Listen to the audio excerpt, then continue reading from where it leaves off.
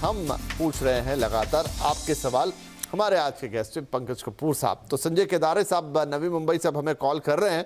संजय साहब, बहुत स्वागत है आपका प्रॉपर्टी गुरु में। क्या हम मदद कर सकते हैं आज आपकी? Thank you sir, thank you very much. बताइए। सर, मैंने एक 1 BHK लिया हुआ है 2014 में 28 लाख में। ओके। और अभी एप्रिसिएशन मुझे लग रहा है ये इतना आ रहा है। ये आपने कहाँ लिया है? उल्वे में, राइट? ये उल्वे में लिया हुआ है सर। ओके, ठीक है। उल्वे नवी मुंबई। जी जी। तो मेरा ये सवाल था कि शुड आई कीप इट और स्विच? ठीक है, 28 लाख आपकी बाइंग प्राइस रही 2014 में। अभी डेफिनेटली रेंट पे होगी प्रॉपर्टी? जी हाँ जी, अभी मुझे 7,000 रुपये मिल रहे हैं उसके। 7,000 नहीं, बुरा नहीं है ये किराया। और कुछ भाव आपने देखा बाजार में इस समय क्या चल रहा है? 50-52 की रेंज में जा रहा है जी। वो भी बुरा नहीं है, पर क्या आपको इससे निकलना चाहिए? और आप कह रहे हैं कि आप यहाँ से कमर्शियल में इन्वेस्ट करना चाहते हैं, राइट?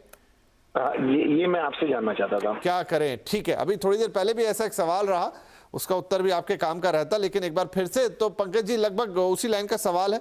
अब 28 लाख का मकान इनका 2014 का खरीदा, 52 में पहुंच गया है, तो बुरा नहीं, 7,000 रुपये किराया भी आ रहा है। अब ये भी वही पूछ रहे हैं कि क्या बेहतर होगा कि इस घर से निकले और एक कमर्शियल प्रॉपर्टी में इन्वेस्ट कर दें? मैं तो कहूंगा कि ये प्रॉपर्टी होल्ड करनी चाहिए, क्योंकि अभी ट्रांस हार्बर एक रियलिटी बन गया और मेरे हिसाब से जल्दी ही आपको उस पे ट्रैवल होती हुई पब्लिक दिखाई देगी।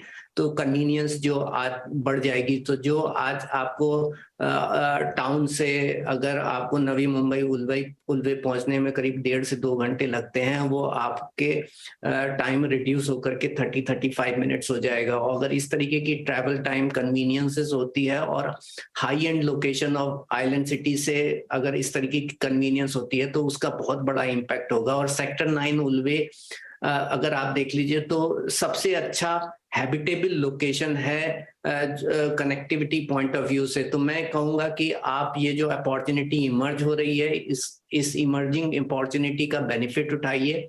अभी वेट कीजिए, ट्रांस हार्बर रेडी हो जाए, उसके बाद आप यहाँ से एग्जिट कीजिए। और कॉमर्शियल प्रॉपर्टी बेसिकली आज के दिन जो ना एक अच्छा काफी ज्यादा इस तरीके की इंक्वायरी चल रही है कि लोग बाग बोलते हैं कि कमर्शियल प्रॉपर्टी में निवेश करना चाहिए। और ये मैं दोनों तरफ देख रहा हूँ कि क्योंकि FSI बेनिफिट मिला तो बहुत सारे बिल्डर्स ने कमर्शियल प्रॉपर्टी लॉन्च कर दी इस पीरियड में। और उसको देखते हुए ब्रोकर्स और बाकी लोगों ने आज कंज्यूमर के पास पहुंच करके ये उसको बेचना चालू कर दिया। और सबकी अपेक्षाएं ऐसे बताई कि रेजिडेंशियल में आपको 3% यील्ड मिलती है और कमर्शियल में 6% मिलती है। But getting a tenant and getting a return in commercial property is much difficult, क्योंकि एक मैक्रो इकोनॉमिक आउटलुक नहीं है। आप रेजिडेंशियल के अंदर आपकी डोमेस्टिक डिमांड ही इतनी ज्यादा है इंडिया के अंदर, हमारे पास हाउसिंग शॉर्टेज है।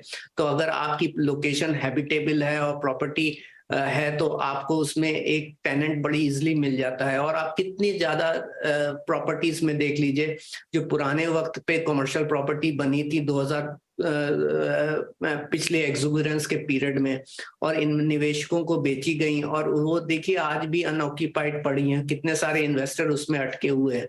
तो मैं तो ये कहूंगा कि एक FSI रिजिम को और बेनिफिट को देख करके बिल्डर जो बड़ी काफी ज्यादा कमर्शियल प्रॉपर्टीज बना रहे हैं उनको भी थोड़ा सा रियलिटी चेक करना चाहिए। और दूसरा जो है जो कंज्यूमर है उनको भी देखना चाहिए कि भाई आज के दिन हमने कमर्शियल के अंदर उस तरीके की रिकवरी देखी है।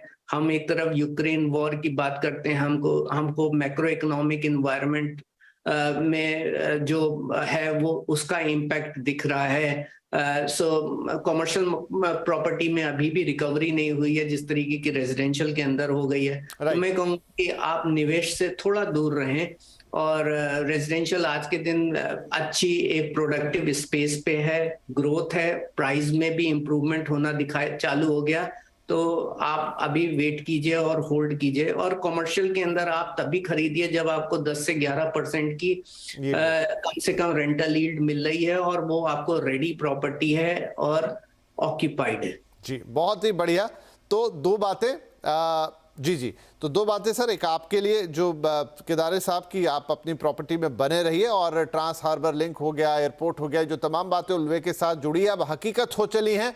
इसलिए अब उनका फ़ायदा उठाने का वक्त है। आपका एप्रिसिएशन आगे और भी बढ़ता दिखाई देगा। और जहाँ तक बात है कमर्शियल प्रॉपर्टी की, जैसा पंकज जी ने भी कहा, आधी हकीकत आधा फसाना, अचानक से बाजार में कुछ ऐसी चीज़ें हुई हैं जिसके चलते प्रमोट बहुत ज़्यादा हो रही हैं, लेकिन कमर्शियल प्रॉपर्टी को सीधे सीधे रेंटल यील्ड से तुलना करके नहीं देख सकते। बहुत सारे और एस्पेक्ट हैं जो देखने, जानने और समझने पड़ेंगे।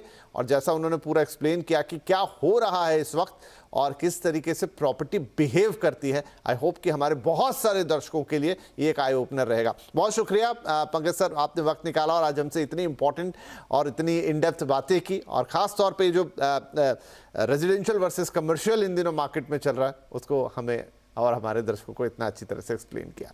बहुत शुक्रिया। तो चलिए इसी के साथ आपसे इजाज़त लेने का वक्त हो गया है और आप लोगों का भी शुक्रिया, आपने वक्त निकाला और